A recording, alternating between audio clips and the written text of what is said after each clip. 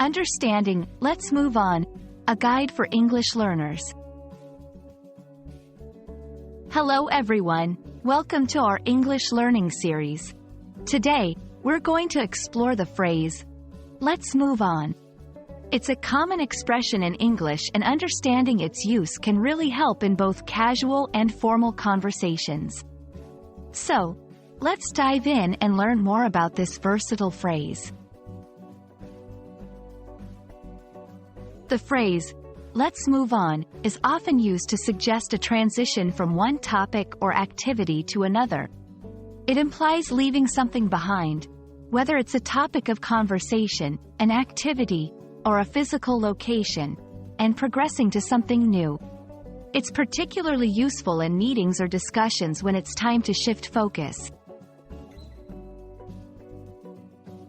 In conversations, after discussing the budget, let's move on to the next agenda item.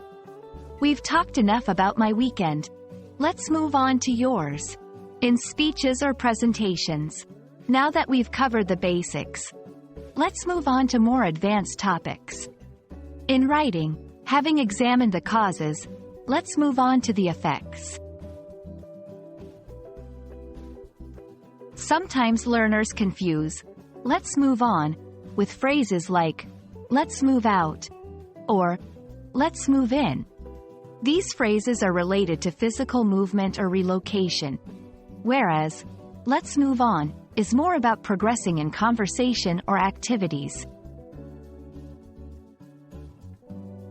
In different cultures, the phrase can be perceived differently. In some contexts, it might seem too direct or abrupt. It's important to gauge the situation and the relationship with the person you're speaking to.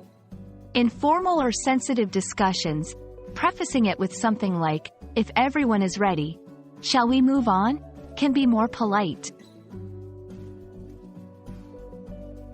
Let's move on is a simple yet powerful phrase in the English language. It helps in smoothly transitioning between topics and is a key phrase in effective communication. We hope this video has been helpful in understanding and using let's move on correctly. Stay tuned for more insights into English language learning.